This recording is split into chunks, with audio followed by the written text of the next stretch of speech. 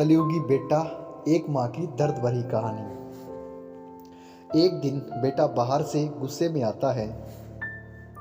उस वक्त उसकी माँ बर्तन साफ कर रही होती है और बोलता है कि माँ, तेरे थोड़ी बहुत शर्म है कि नहीं है?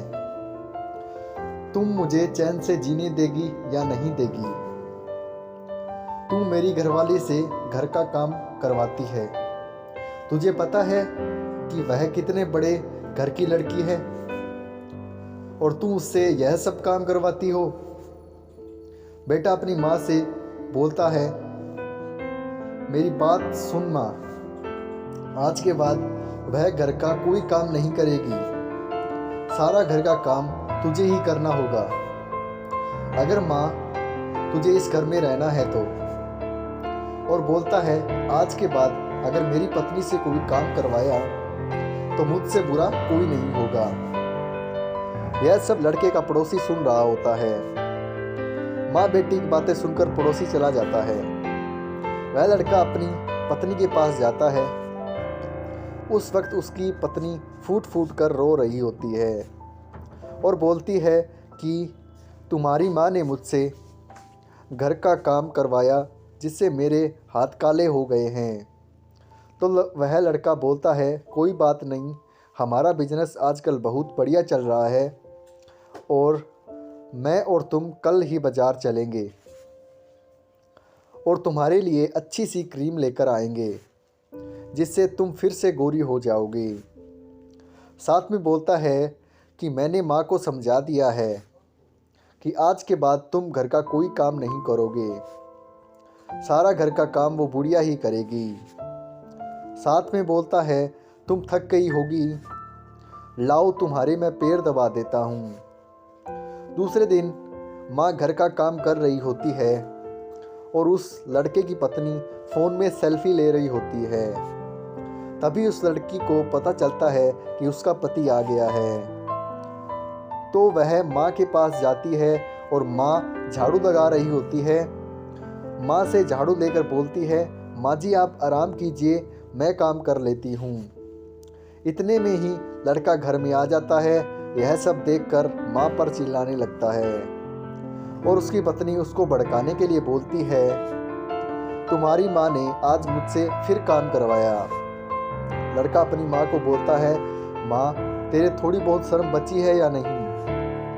मैंने तुझे कल क्या बोला था कि तू घर का काम सारा काम करेगी।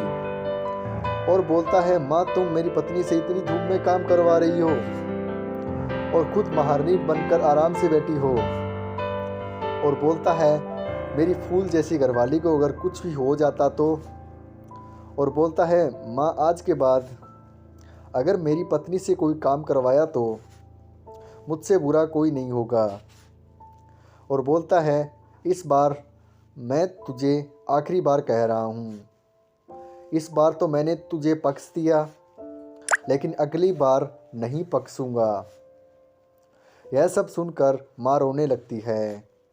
दूसरे दिन उस लड़के की पत्नी ज़ोर ज़ोर से रो रही होती है। लड़का उसके पास आता है और पूछता है, तुम क्यों रो रही हो? लड़के की पत्नी उससे बोलती है, वह बुढ़िया मुझसे ज़बरदस्ती काम करवाती है जिसके कारण मेरे हाथों में छाले पड़ गए हैं। और बोलती है, क्या बताऊं जी, यह बुढ़िया बहुत ही गंदी गंदी गालियाँ देती है। लड़का गुस्से में बोलता है, उस बुढ़िया की यह मजाल कि मेरी पत्नी को गालियाँ दे।